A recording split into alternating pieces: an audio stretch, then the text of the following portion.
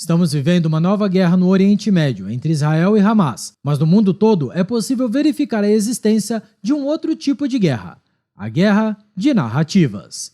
Este é o Visão Libertária, sua fonte de informações descentralizadas e distribuídas. Tornou-se comum nos meios de comunicação a disseminação de informações sobre a guerra em Israel e sobre os povos envolvidos no conflito. Algumas notícias e opiniões se baseiam em fatos, na história e na geopolítica do Oriente Médio. Outras, nem tanto. Nesse contexto, Israel claramente está vencendo a guerra nos campos de batalha, mas o Hamas, com o apoio da máquina de propaganda, está, infelizmente, vencendo a guerra da informação. Consequentemente, está conseguindo conquistar corações e mentes ao redor do mundo, gerando uma onda de antissemitismo por todo o globo. É comum encontrarmos imagens e vídeos que reproduzem jargões e palavras de ordem, como se Israel fosse o senhor de escravos que os mantivesse sob um regime semelhante ao apartheid, dando a entender que todo o território de Israel pertence aos palestinos e simplesmente não tem o direito de existir. Ainda mais preocupante é que pessoas comuns, bem intencionadas, que não são militantes, acreditam nesse tipo de falácia e acabam fazendo coro à narrativa da imprensa, acabando por vezes, mesmo sem perceber, se tornando intransigentes na defesa de ditaduras e de grupos insurgentes como o Hezbollah, em detrimento ao direito de autodefesa de uma democracia como Israel. É conhecido os motivos da imprensa tradicional, que deixou seu papel de noticiar a verdade e de fiscalizar governos. Com a chegada da internet e a possibilidade da produção de conteúdo independente, sobrou apenas o Estado como forma garantida de captação de recursos pela mídia. É fácil notar isso, como o caso do jornalista Jorge Pontual, que pediu desculpas marcando o ministro do atual governo em sua postagem. Outro motivo que merece ser destacado é que grande parte dos jornalistas são militantes de esquerda, considerando o povo palestino como uma minoria oprimida pelo Estado de Israel. Estes jornalistas tendem a considerar verdadeiras a palavra de autoridades e governos, repetindo o discurso do Hamas, que dizia que o hospital em Gaza havia sido atingido por Israel, o que se provou falso. Ora, será que não sabem que a autoridade palestina em Gaza é o próprio Hamas e as notícias reproduzem a narrativa que os terroristas querem passar ao mundo? Neste cenário, não é possível confiar no governo ou na imprensa. É necessário que busquemos a verdade por nós. Felizmente, através da informação descentralizada e distribuída, existem mecanismos para isso, seja via criadores de conteúdo diretamente inseridos no contexto onde a guerra está ocorrendo, seja pela OSINT, termo usado para descrever a inteligência obtida por meio de dados disponíveis para o público, como por exemplo, em plataformas como o X. Usando informações dessas fontes, pretendemos hoje desmascarar algumas das principais mentiras sobre Israel, repetidas exaustivamente, podendo enganar algum desavisado. Entre essas falácias está a de que os árabes estão na região há mais tempo. Obviamente, quem diz isso não conhece a história ou contexto. Os hebreus, denominação antiga da etnia de parte dos judeus, possuem uma história milenar no Oriente Médio, principalmente ligada à antiga Judéia, que é conhecido como território de Israel e da Palestina. Os primeiros sinais de ocupação na terra, outrora conhecida como Canaã, data de aproximadamente 1200 a.C. Por volta do ano 1000 a.C., já existia um reino estabelecido na região. Deste período até o ano 100 d.C., houve muitos conflitos e a região foi dominada por diferentes povos, como os assírios, babilônicos, persas, gregos e romanos.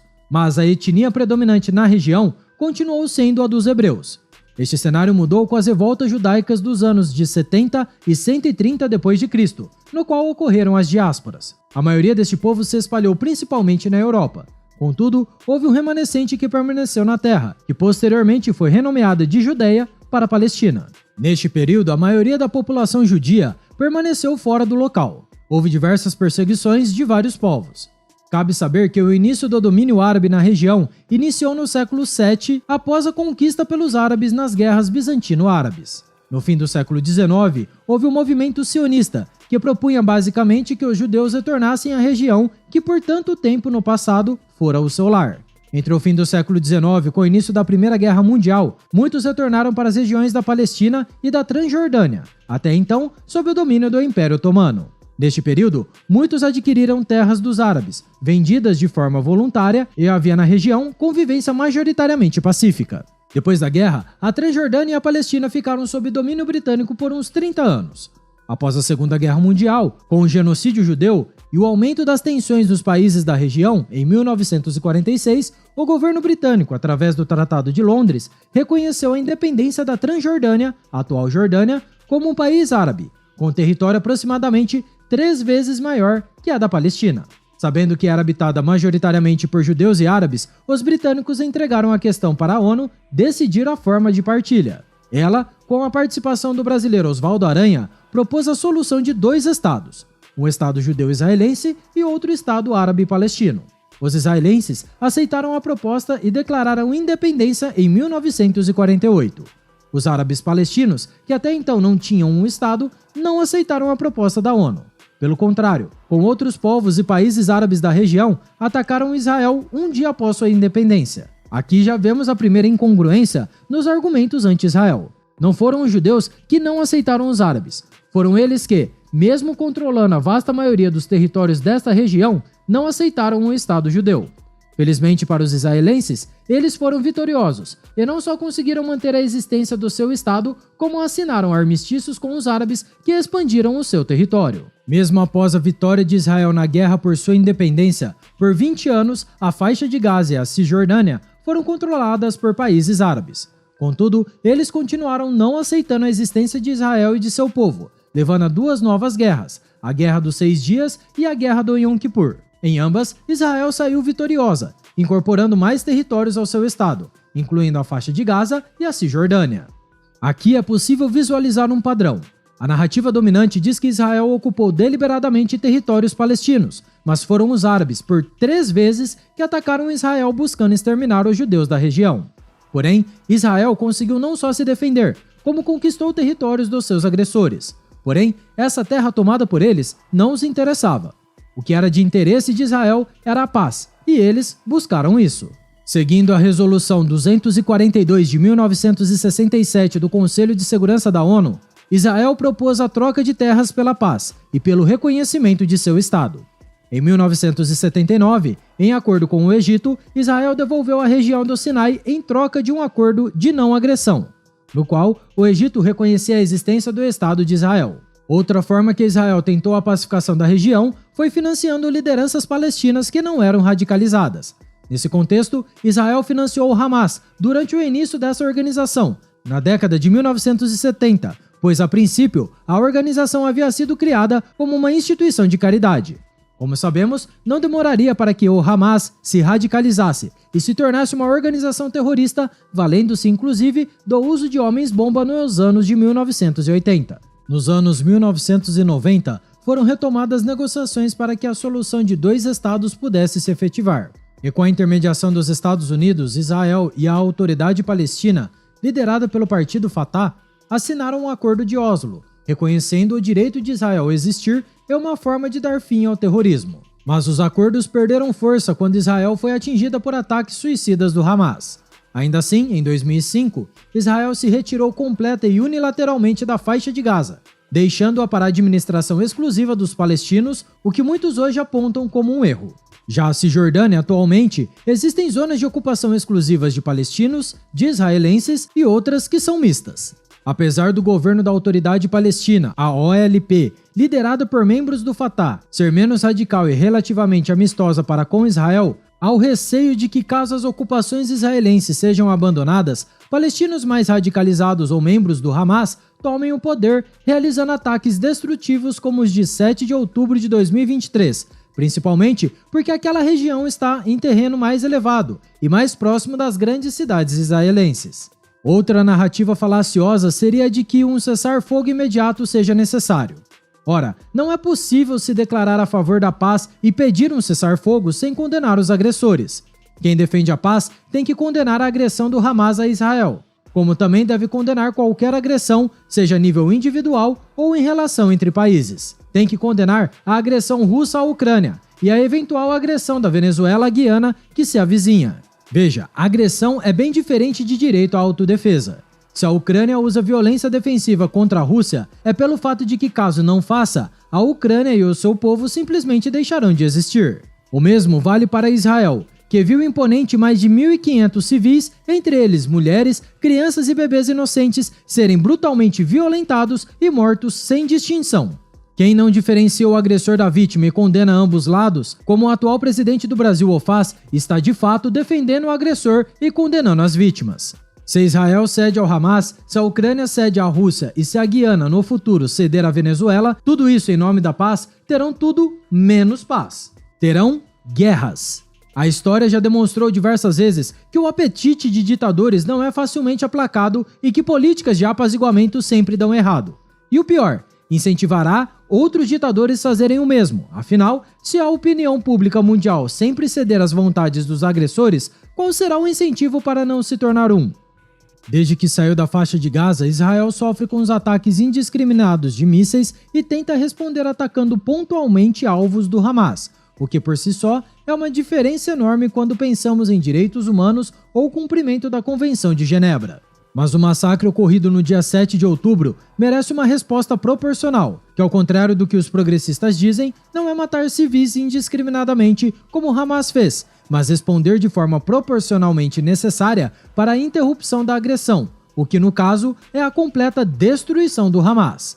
Infelizmente, devido às táticas terroristas, muitos civis irão perecer, já que é fato conhecido que utilizam a população de Gaza como o escudo humano.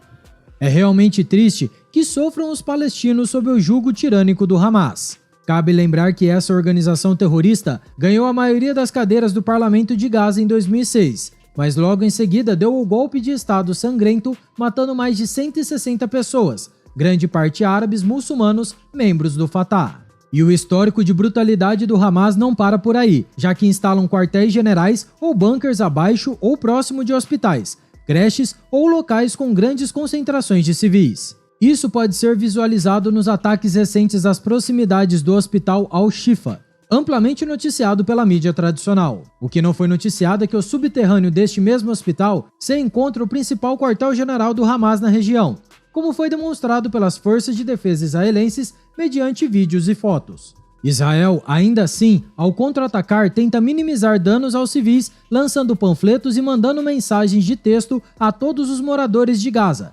solicitando evacuação da região norte devido à invasão iminente. Quando Israel ataca, busca alvos militares legítimos, e quando estes alvos estão próximos da população civil, usam táticas como Knock the Roof para avisar a população que determinado prédio será atingido em alguns minutos, sinalizando que deve ser evacuado o mais rápido possível.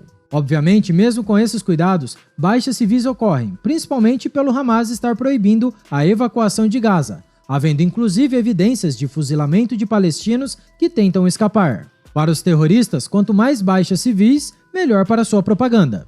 Recentemente, um dos líderes do Hamas, Moussa Abu Marzouk, que reside no Catar e é dono de uma fortuna estimada em 3 bilhões de dólares, ao ser questionado em entrevista, disse que os túneis existem para proteger os terroristas, não os civis.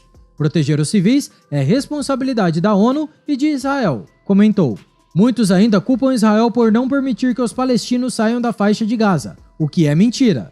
Antes dos atentados, milhares de palestinos atravessaram a fronteira para trabalhar em Israel.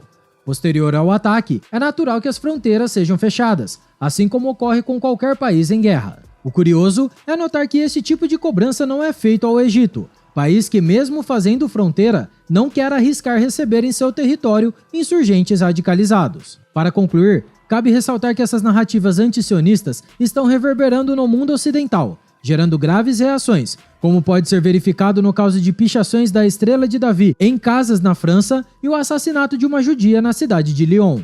No caso de um senhor espancado até a morte pelo fato de protestar pela liberação dos reféns do Hamas nos Estados Unidos, ou os protestos violentos no aeroporto do Daguestão, no qual crianças disseram estarem ali para esfaquear judeus, ou mesmo aqui no Brasil, onde militantes de esquerda celebraram o terrorismo com palavras de ordem e bandeiras em favor do Hamas. É no mínimo curioso verificar que ocidentais, residentes de países democratas, abracem as pautas dos terroristas, que em sua carta de fundação anuncia abertamente que seu objetivo é destruir os povos do livro, que basicamente são judeus e cristãos, e possuem como meta a ampliação de um califado muçulmano no mundo. Para quem não sabe, esses califados são ditaduras que mesclam o poder político com o religioso, sob a lei Sharia, que nega direitos básicos nos quais homossexuais podem ser apedrejados até a morte. É como ver a ovelha defender o direito do lobo devorá-la. Obviamente, é válido pensar que possamos dar condições melhores à Palestina, visto que o Hamas não representa todo o povo palestino. O que não é plausível pensar é que se atingirá a paz sem antes destruir o Hamas. Pensar isso é o mesmo que dizer que seria possível mudar a Alemanha sem destruir os nacionais socialistas. Primeiro foi necessário retirá-los do poder para depois reconstruir a Alemanha e dar melhores condições para o povo. Se isso não fosse feito, a vida dos alemães não iria melhorar. E o pior, a existência de outros povos estaria ameaçada. Enquanto o Hamas não for deposto e a guerra persistir, resta a nós, libertários, torcer para que o conflito não escale, seja breve e com o menor número de danos possíveis aos civis. Também cabe a nós informarmos aqueles que não sabem o que está acontecendo ou que se informam pela mídia tradicional socialista sobre a verdadeira natureza deste conflito e, quem sabe dessa forma, possamos contribuir minimamente contra a escalada do antissemitismo e suas consequências. Obrigado por sua audiência. Esse artigo foi escrito por Marcos Paulo, revisado e narrado por Coreia com K. Se você gostou do vídeo, compartilhe em sua rede social. Caso deseje ser avisado de outros vídeos, inscreva-se no canal e depois clique no botão da campainha. Escreva artigos você também, acesse visãolibertaria.com. Até a próxima e tchau, obrigado.